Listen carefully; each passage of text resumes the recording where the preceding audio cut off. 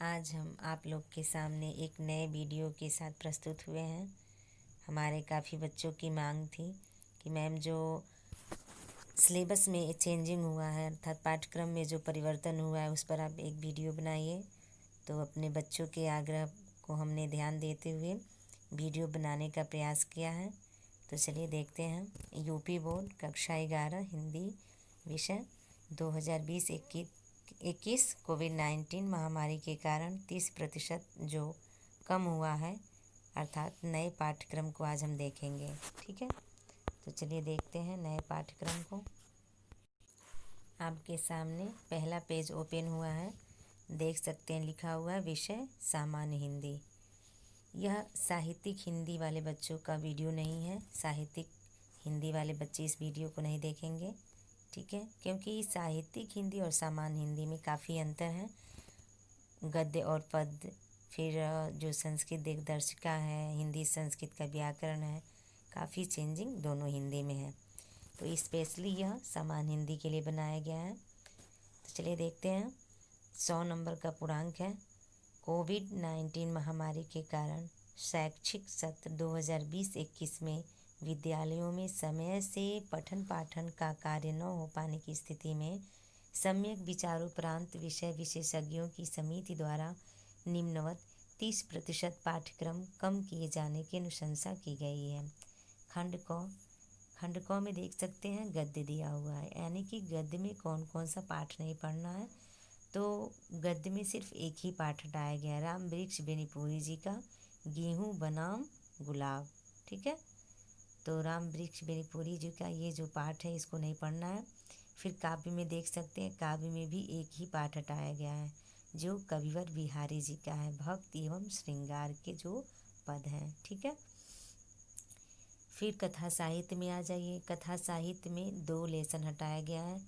एक यशपाल जी का जो समय कहानी है उसको हटा दिया गया है। भगवती चरण वर्मा जी का जो प्रायश्चित कहानी है उसको भी हटा दिया गया है आपके सिलेबस से। कहने का मतलब है कथा साहित्य में 2 लेसन हटा दिया गया है। ठीक है, अब आप नीचे देख सकते हैं खंड ख। खंड ख में देख सकते हैं संस्कृत दिग्दर्शिका। तो संस्कृत दिग्दर्शिका में यहाँ पर दिया हुआ है एक पाठ हटा दिया गया है, लोभः पापस्य कारणम। ठीक है, लोभः पापस्य कारणम नहीं पढ़ना है। फिर आप देख सकते हैं नीचे लिखा हुआ है संस्कृत और हिंदी व्याकरण। संस्कृत और हिंदी व्याकरण में संज्ञा जो शब्द हैं, संज्ञा शब्द का जो रूप बनता है, जैसे आप पढ़े होंगे शुरू से ही रामः रामौ राम शब्द रूप है, उसी के अंतर्गत यहाँ आप भी देख सकते हैं कि जैसे राजन शब्द का है, जगत शब्द का है, सरित शब्द का है, इन तीनों शब्दों का आपको शब्द रूप नहीं पढ़ना है।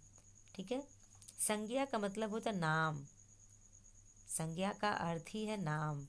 ठीक है, तो राजन शब्द का शब्द रूप नहीं पढ़ना है, जगत का नहीं पढ़ना है, सरित का नहीं पढ़ना। सरित माने नदी, जगत माने संसार, राजन माने राजा। ठीक है, फिर यहाँ देख सकते नीचे लिखा हुआ है सर्वनाम। सर्वनाम शब्द के जो रूप बनते हैं उसमें आप 3 रूप हटा दिया गया, आप नहीं पढ़ेंगे। सर्व शब्द का, इदम शब्द का, यद शब्द का, इन तीनों शब्द का आप शब्द रूप नहीं पढ़ोगे। एक बार और सुन लीजिए, सर्व का, इदम का, यद का। ठीक है, आप देख सकते हैं कि जो आपको नहीं पढ़ना है उसको हमने चिन्हित कर दिया अर्थात क्रॉस कर दिया है। क्रॉस का मतलब तो बहुत अच्छे से आप जान सकते हैं कि नहीं पढ़ना है।